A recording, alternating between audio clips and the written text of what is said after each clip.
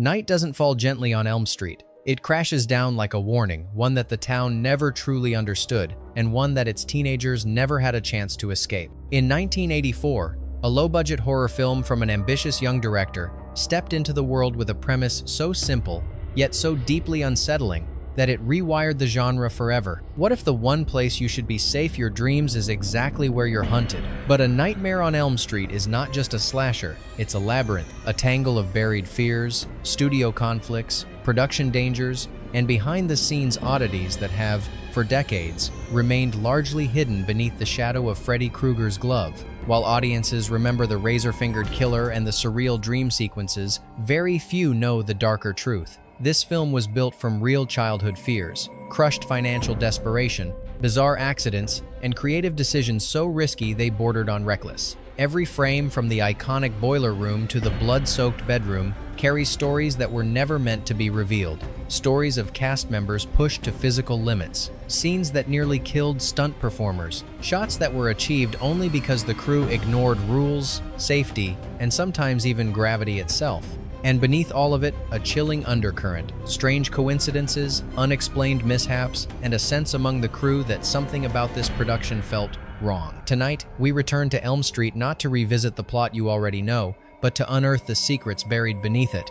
These are the whispers in the editing room, the confessions from exhausted crew members, the ideas ripped from real nightmares, and the facts the studio quietly buried as the franchise exploded into pop culture mythology. This is A Nightmare on Elm Street, 1984, 20 weird facts you didn't know. And once you hear them, you may never sleep the same way again. Fact 1. The real nightmare that started it all. Before Freddy Krueger existed as a burned killer haunting the dreams of teenagers, A Nightmare on Elm Street was rooted in something far more disturbing and real. Wes Craven didn't invent the concept of death in your sleep. He pulled it from true events that unfolded in the late 1970 seconds and early 1980 seconds.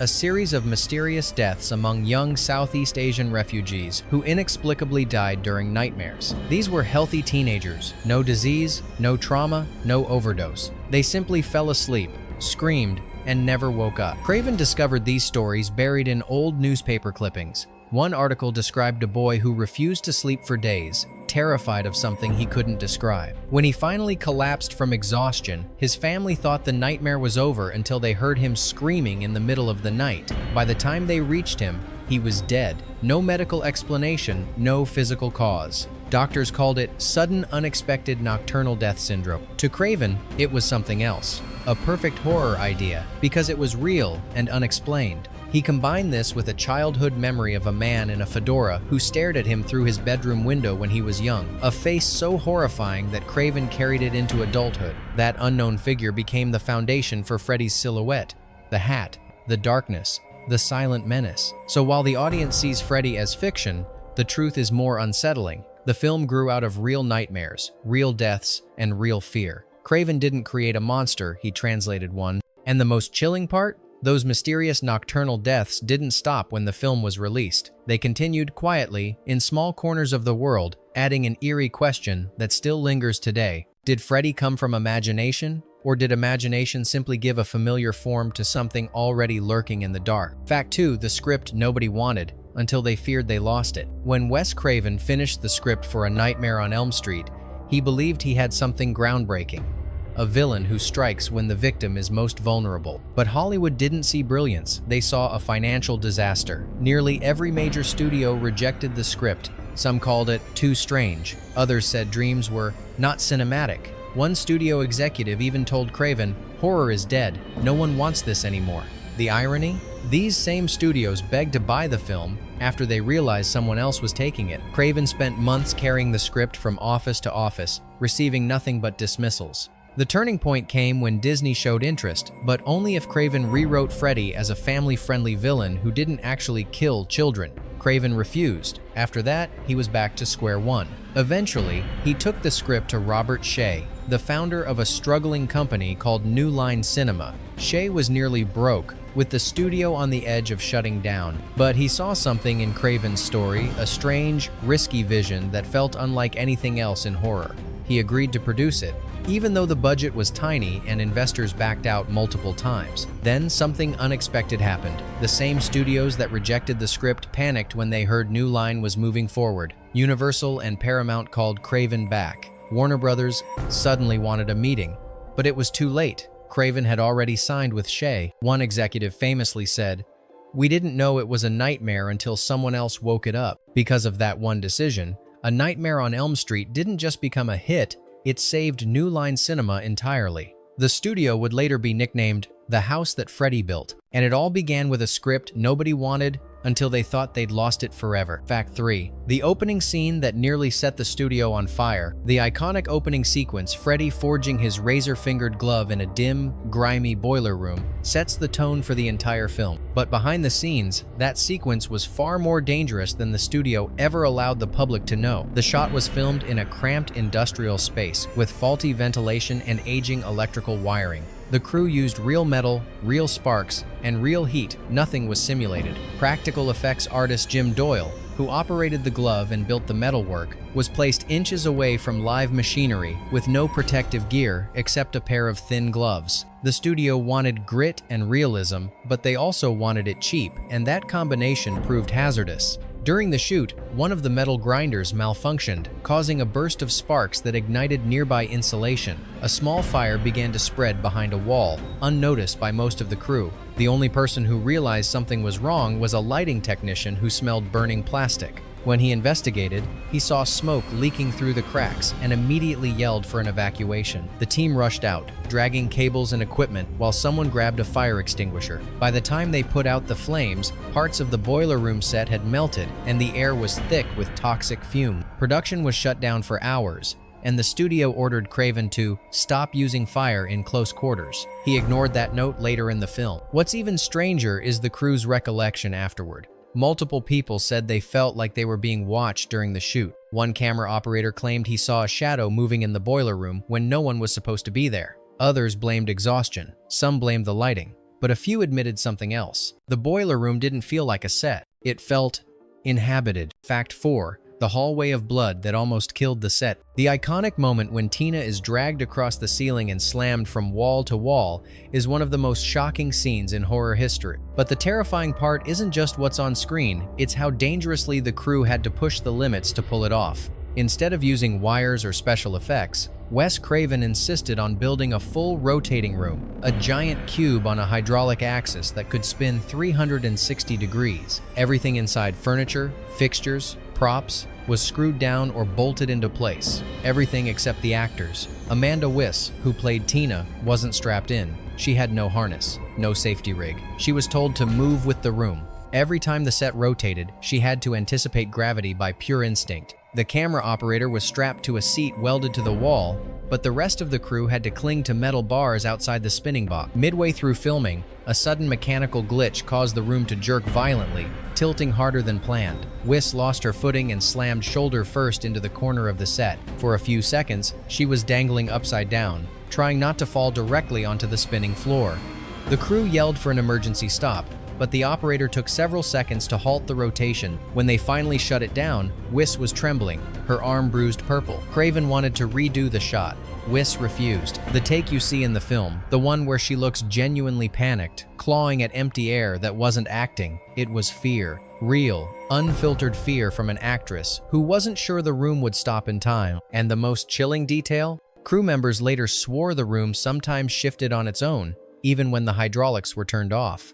Fact Fem, the boiler room wasn't a set.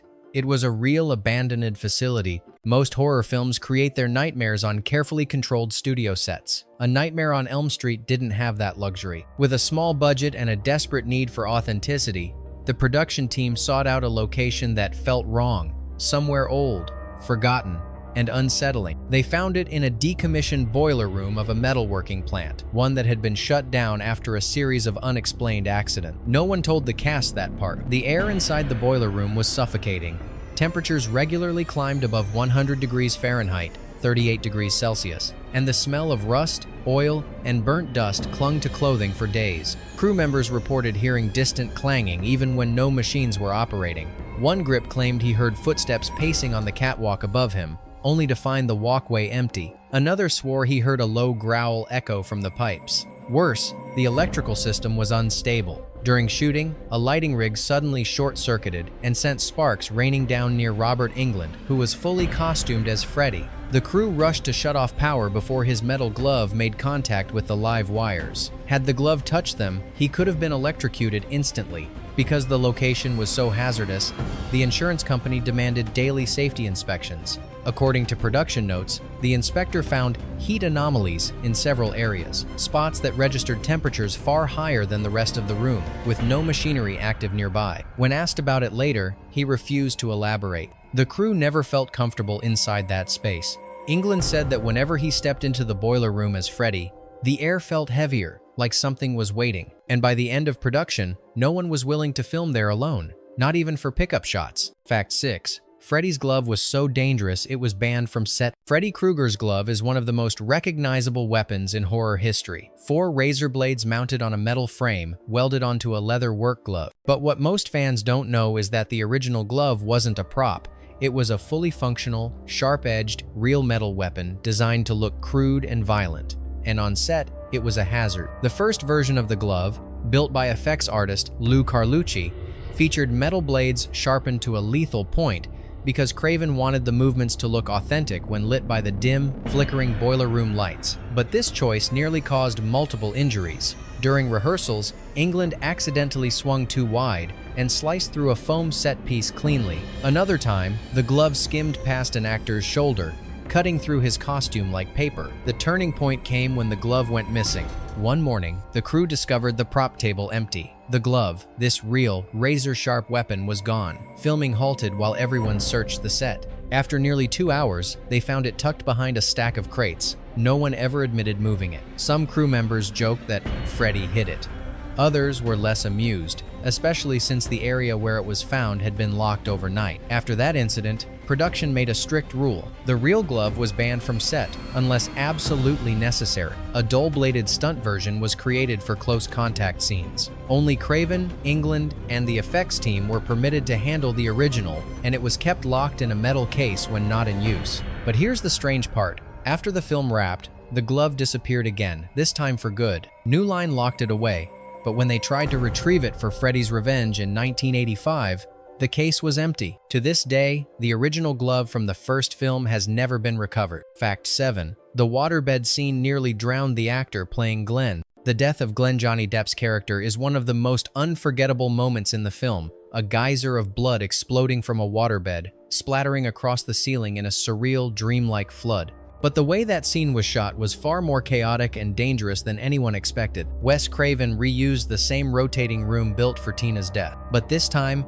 instead of keeping the camera anchored, the crew mounted it on the floor of the rotating cube and planned to pour hundreds of gallons of dyed water downward, creating the illusion that the blood was shooting upward. They underestimated the force. When the room rotated and the release valve opened, the water surged out with such violent momentum that it knocked the camera operator off his harness, slammed crew members against the walls, and shorted out multiple electrical lines. The bright red liquid flooded everything, including the lighting rigs overhead. Sparks burst from the cables, nearly igniting the mixture. The only reason no one was electrocuted was because the power died seconds after the first short circuit. Even worse, the room began spinning uncontrollably. The weight of the water had shifted its center of gravity, causing the entire structure to tilt beyond its designed angle. Crew members outside grabbed hold of the frame, trying to stabilize it. Inside, they were slipping on the soaked surface, drenched in red water, unable to stand upright. Johnny Depp wasn't in the room during the explosion,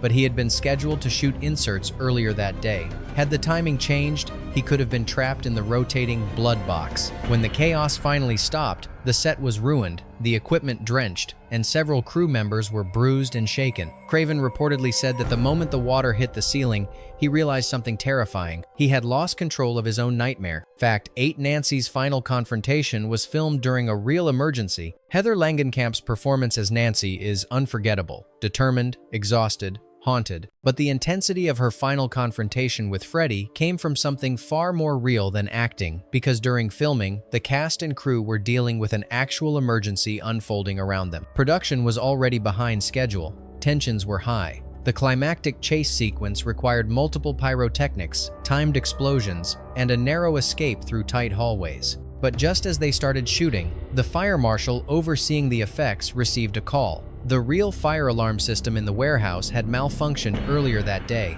leaving parts of the building unmonitored. In other words, if something caught fire during their explosive finale, no one else would know. The crew decided to continue anyway, with the fire marshal staying on set in case things went wrong. That decision set the stage for one of the eeriest moments in the production's history. During the shot where Nancy jumps from the dream world into her bedroom, a controlled explosion burned longer than expected, igniting pieces of insulation above the set.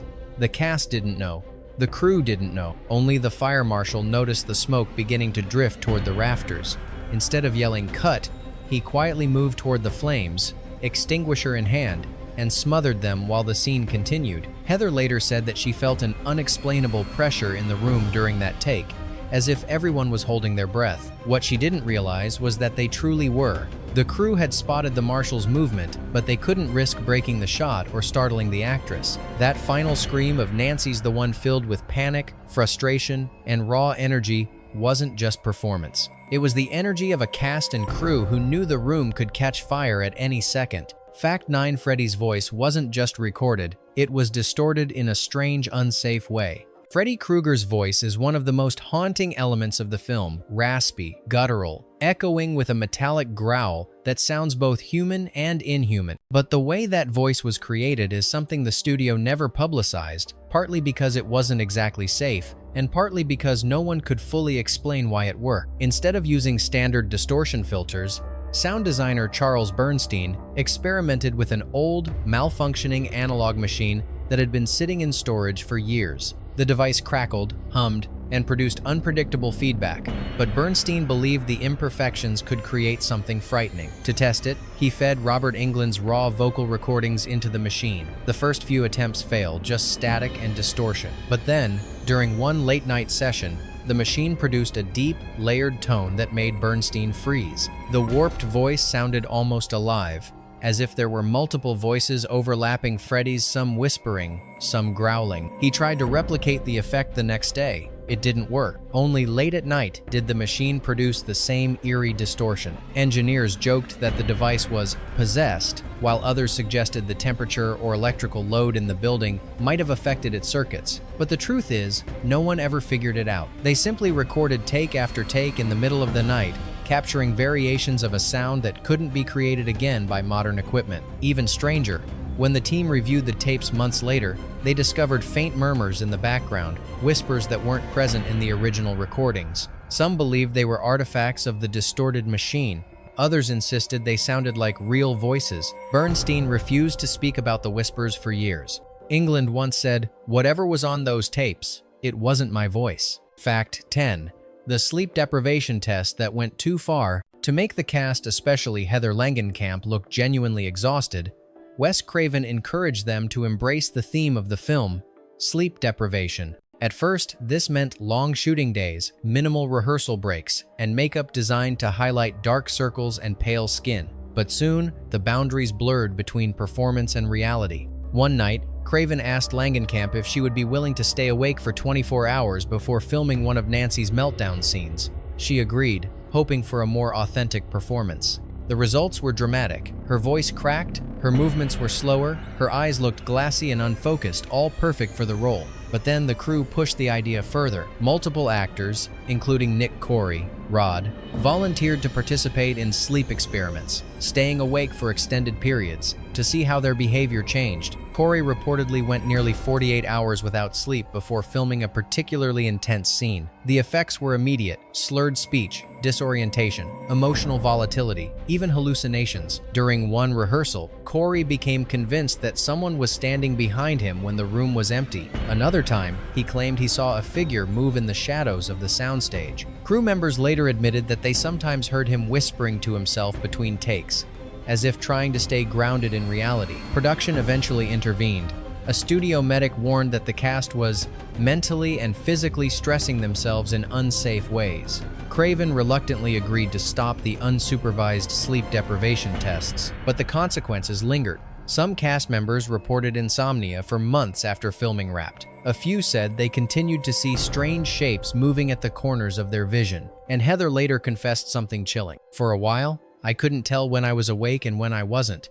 Fact, Freddy wasn't supposed to be seen so much, until a cast member panicked. Freddy Krueger is one of the most iconic horror villains ever created, but in the original plan, he was meant to be almost invisible. Wes Craven intended Freddy to appear only in flashes, shadows, silhouettes, brief glimpses never fully shown until the final act. The idea was simple. What you can't see is more frightening than what you can. But everything changed during an early test shoot. During a rehearsal for one of the dream chase scenes, Robert Englund stepped out in full Freddy makeup for the first time. The burned skin, melted features, and yellow teeth were so convincing that one of the background actors, unaware of what Freddy would look like, walked into the set, saw Englund in the shadows, and immediately screamed and ran out of the warehouse. The incident startled everyone, but it also convinced the producers that Freddy's face, rather than being hidden, could become a powerful visual icon. They brought Craven into the makeup trailer to observe Englund under harsh lighting. Craven reluctantly agreed that the design was too strong to keep concealed. However, showcasing Freddy created a new problem. The makeup was incredibly uncomfortable. It took over 3 hours to apply, and Englund had to sit motionless while thick latex layers dried on his skin. The material restricted his facial movements, forcing him to exaggerate every expression to convey emotion. But the panic incident didn't just change Freddy's visibility, it changed Englund's performance. After witnessing how terrified the background actor became, Englund leaned harder into slow movements, sudden lunges, and the unsettling stare that became Freddy's signature. He realized that the mere sight of Freddy was enough to frighten people. That one moment of genuine fear reshaped the entire character, transforming Freddy from an unseen presence into a full-blown horror icon. Fact 12. The house on Elm Street had a real history of strange incidents. The iconic Elm Street house, 1428, with its green roof and red door, became one of the most recognizable locations in horror. But what almost no one knows is that the house had a long history of strange events long before the cameras ever rolled. The house, located in Los Angeles, was chosen primarily for its quiet suburban feel, but during scouting, several crew members reported feeling uncomfortable inside. One location manager described the interior as too still, like something was waiting. At first, the team ignored these impressions, but the oddities began immediately. During the initial lighting tests, the breakers in the house kept tripping, even though the electrical load was minimal. An electrician swore he saw the hallway lights flicker in a rhythmic pattern, 3 long flashes, then 2 short despite no dimmer being installed. Another crew member claimed the house was significantly colder than the surrounding area, even on hot days. Thermometers reportedly showed temperature drops of 10–15 degrees in certain rooms, especially the upstairs hallway where many of Nancy's scenes were filmed. The most unsettling incident happened during the filming of Nancy's dream doorway scene. A camera operator suddenly felt someone tug on the back of his shirt hard enough to pull him off balance. He turned around expecting to see a crew member, but no one was there. The nearest person was several feet away, blocked by equipment. After that incident, multiple crew members refused to stay inside the house alone, especially after dark. Some even requested to remain outside during setup if they weren't needed inside. The production never officially acknowledged these events, but several crew members later admitted they believed the house was wrong from the moment they stepped inside. Ironically, after the movie's release, the house became a popular tourist spot, even though the real nightmare had already taken place years before the film ever hit theaters. Fact, the makeup chairs became the quiet zones, and no one could explain why. Creating Freddy Krueger's burned, melted skin required hours of makeup work every day. Robert Englund often spent more time in the makeup chair than on set. But something strange started happening during these long sessions, something that unsettled even the most seasoned crew members. Makeup artists reported that the trailer became eerily silent whenever they worked on Freddy. Not quiet in the normal sense, unnaturally quiet. Conversations outside the trailer sounded muffled. Machinery that normally hummed seemed to go still, and the air felt heavy, almost pressurized.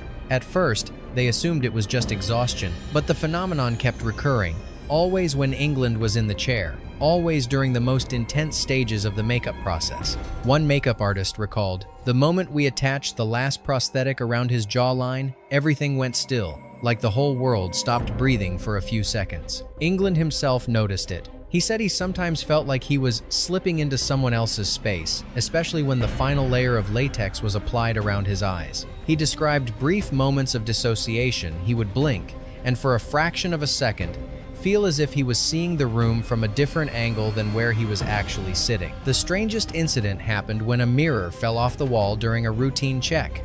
No one was touching it. No one was near it. The adhesive strip simply failed at the exact moment the artists finished Freddy's left cheek prosthetic. After that, the trailer earned a nickname among the crew, the Quiet Zone. No one liked being in there alone. Some refused to enter unless others were present. Years later, a makeup assistant admitted, "I know it sounds crazy, but sometimes it felt like the character was arriving before Robert finished becoming him." Fact 14. The deleted scene that was scrapped because everyone who watched it felt sick. Long before the MPAA rating cuts, there was a scene in the original script that never made it past the rough assembly, and not because it was too violent. Instead, something about the footage made the crew deeply uncomfortable in a way no one could articulate. The scene involved Nancy entering a deeper dream layer, a corridor of shifting walls, pulsating with heat and shadow. Practical effects teams created a breathing hallway using air bladders, latex membranes, and red lighting.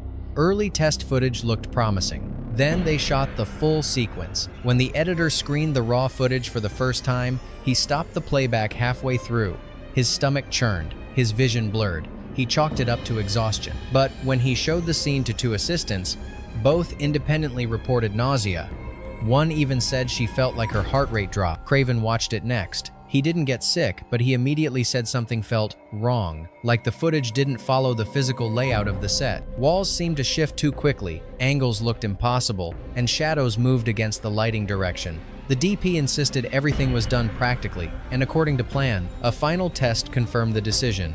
They screened the scene for a handful of crew members. 3 out of 5 reported dizziness. 1 left the room. Another described feeling like something was crawling under the floor. The effect was never replicated again, and the original negative was quietly removed from the assembly reel. Craven refused to include it on any home release. To this day, the lost scene remains unseen except for the handful of people who watched it and agreed on one thing. It wasn't disturbing because of Freddy. It was disturbing because the scene didn't behave like it belonged to the film or to reality. Fact 15, a stuntman claimed something pushed him, and the camera caught a shadow no one could identify. One of the most overlooked moments in the film involves a brief stunt in the boiler room, where a crew member, dressed in Freddy's silhouette, runs past the background flames. It was supposed to be simple, a quick movement, a blur of motion, nothing more. But the shoot became one of the most unsettling incidents in the entire production. The stuntman, who had experience on multiple horror productions, rehearsed the move several times without issue. But during the actual take, he stumbled violently, as if shoved from behind. He wasn't supposed to fall. There was no wire, no crew member close enough to touch him, and no equipment in his path. When he got up, visibly shaken, he insisted, "Something pushed me. Hard." Craven initially assumed he lost his footing, but then the stunt coordinator asked playback to roll the footage. What they saw made the room fall silent. Just before the stuntman stumbled, a dark shape passed across the back of the frame. Not the stuntman's shadow, not the flames, not a crew member. A separate shadow, moving in the opposite direction of the lighting, gliding along the wall for a split second before vanishing. The DP insisted it wasn't caused by any light source they were using. The crew checked the set layout. No reflections, no passing objects, no physical explanation. The stuntman refused to repeat the take. Another performer replaced him, and the shot was completed quickly, with minimal movement. Years later, when asked about the incident, Craven said, "I don't believe in ghosts, but I believe people saw something that didn't belong there." The footage with the unexplained shadow was archived, then quietly removed from later prints. Only those who were in the room that day ever saw it, and none of them could explain what cast that shadow. Fact 16, the final shot was reshot 3 times, for a reason no one agreed on. The ending of A Nightmare on Elm Street is famously ambiguous. Nancy defeats Freddy, steps outside into a bright new morning, and is suddenly trapped again when the convertible roof slams shut. It's a twisted, surreal moment, one that confused and disturbed audiences worldwide. But behind the scenes, the ending created even more chaos. Wes Craven originally wanted a hopeful conclusion. In his version, Nancy turns her back on Freddy, and the nightmare ends for good. New Line, however, demanded a darker twist. Robert Shaye insisted on a final sting, something that left viewers unsure whether Nancy truly escaped. So they shot Craven's ending first. Then they filmed Shaye's darker version. Then they filmed a third version that was somewhere between the two. But here's where things got strange. Every time they reviewed the footage, something appeared off. In one version, the lighting shifted inexplicably mid-shot, as though a cloud passed overhead even though the scene was filmed indoors. In another take, Nancy's reflection in the window didn't match her movement exactly. Crew members shrugged it off as a visual glitch, but the DP insisted the reflection behaved a fraction too slow. The strangest problem came during the third ending. As Heather Langenkamp walked toward the front door, the audio recorder captured a faint whisper, something that sounded like a low, distorted voice saying her name. Heather didn't hear it at the time. Only during playback did the crew notice it. No actor claimed responsibility for the whisper, and no microphone malfunction explained it. Eventually, they settled on the infamous Freddy Returns ending, not because it was the best version, but because it was the only version where nothing technically wrong happened. Even then, Heather later admitted, "I never liked shooting that scene. It felt like the dream didn't want to end." Fact 17, the fire stunt that went out of control, and the crew couldn't see the stuntman. One of Freddy's most intense moments comes during the finale, when he bursts into flames and chases Nancy through the house. What audiences didn't know is that this fire stunt nearly turned into a disaster that could have halted production completely. Stuntman Anthony Cesare wore a full-body burn suit layered with gel, padding, and fire-resistant material. The plan was simple: ignite the suit, run down the hallway, crash through a door, and fall down the stairs. The crew rehearsed it repeatedly without fire. Everything went smoothly, but once the flames were lit, the situation changed instantly. The fire grew faster and hotter than expected, burning through the protective gel. As Cesare ran, the flames created thick smoke that filled the hallway, making him nearly invisible to the cameras and safety crew. He was supposed to fall down the stairs at a specific moment, but in the haze, no one could see where he was. The safety team panicked. They rushed forward with extinguishers, but the flames made it impossible to gauge how close they were to him. For several seconds, Cesare was completely engulfed and out of sight. When he finally hit the ground and the crew doused him, his suit was smoldering and partially melted. Cesare stood up shaking, but remarkably uninjured. The crew applauded, thinking he had completed the stunt flawlessly. He hadn't. He admitted later that he lost all sense of direction halfway through the shot and ran blindly through the fire, hoping he wouldn't slam into a wall or miss the stair drop entirely. What's more unsettling is what a camera operator noticed while reviewing the footage. For a brief moment in the flames, a human-shaped silhouette appeared behind Cesare, too large to be him, too tall, and gone in a blink. The crew dismissed it as smoke distortion. Not everyone agreed. Fact Shmoneh Asara Freddy's real laugh wasn't acting. It was recorded during a breakdown. Freddy Krueger's laugh, sharp, guttural, and unhinged, is one of the most recognizable sounds in horror. Many assumed Robert Englund simply performed it in character, but some of the film's most disturbing laughter wasn't recorded intentionally. It came from a moment when Englund's exhaustion crossed into something far more unsettling. By the midpoint of production, Englund was juggling long makeup sessions, intense physical scenes, and nightly shoots. His sleep schedule collapsed. Some days he operated on 2 or 3 hours of rest. Crew members noticed he seemed disoriented at times, slipping in and out of character even when not filming. One night, after a particularly grueling sequence, Englund stayed in the boiler room set to rest before heading back to makeup. He sat alone in the corner, still wearing the glove and parts of the prosthetics. A sound technician testing audio levels accidentally left a recorder running nearby. That's when it happened. The tape captured Englund muttering to himself, fragments of lines, half-formed thoughts, followed by a sudden burst of laughter. It wasn't Freddy's laugh from the script. It was something raw, uncontrolled, almost pained. The sound peaked the audio meters, then dropped into a low, shaky chuckle that continued for nearly 20 seconds. When the technician reviewed the audio, he was disturbed enough to bring it to Craven. They played it for Englund the next day.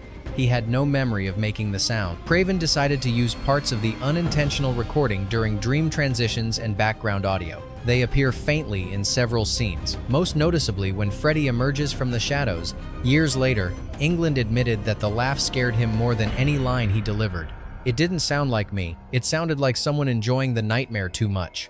Fact, Nitin the cast kept having the same dream, and no one talked about it until years later, The deeper production went into A Nightmare on Elm Street. The more sleep became a problem, not just for the actors, but for the entire crew. Everyone was exhausted, everyone was stressed, and slowly, something stranger began to happen. Multiple cast members later admitted they were having recurring nightmares during filming. Not similar nightmares, the same nightmare. Heather Langenkamp spoke about it first during a convention appearance years later. In her dream, she would stand in an endless hallway lined with doorways. All the doors were closed, except one at the far end. A faint tapping sound came from behind it. As she walked closer, the tapping got louder, faster, until it turned into scraping. She'd wake up before reaching the door. Then other actors came forward. Nick Corey, Amanda Wyss, even a few background performers. They described the exact same hallway, the same closed doors, the same scraping. What disturbed them most was that no one mentioned the dream during filming.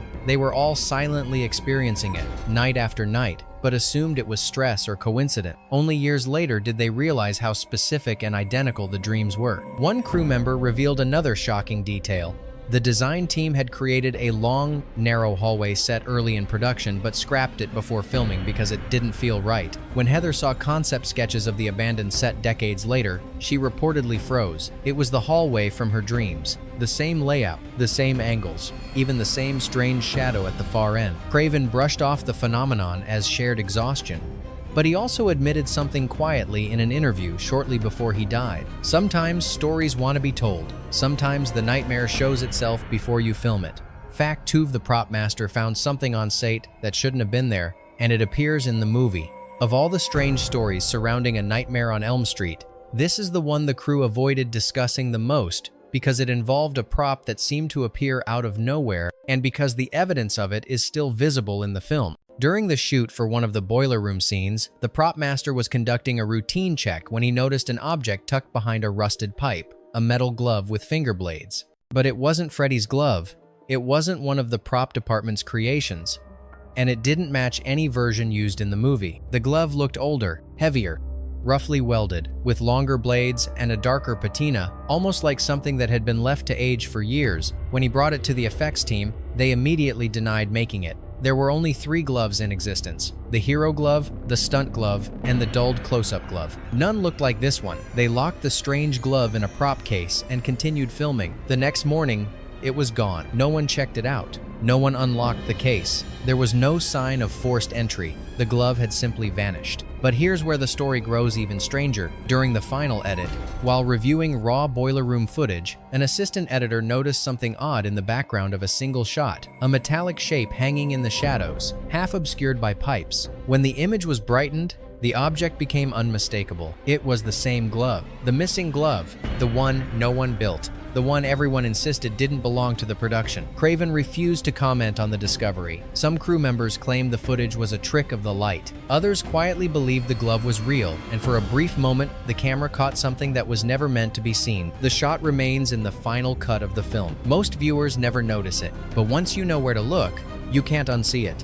Bonus fact: the film negative showed something that wasn't on set, and it still can't be explained. Near the end of post-production, the editing team began noticing something strange happening to the original film negatives. Tiny distortions, faint shapes, and odd light streaks, none of which were present during filming, started appearing in several dream sequence frames. At first, they blamed faulty development chemicals, but when they inspected the negatives under magnification, the anomalies didn't look like chemical damage at all. They looked deliberate. One frame showed a faint outline of a handprint on a wall where there had been none during the shoot. Another displayed a blurred figure in the boiler room, tall, thin, and positioned in a place where no actor or crew member had been standing. The most disturbing was a shot of Nancy turning around in her bedroom.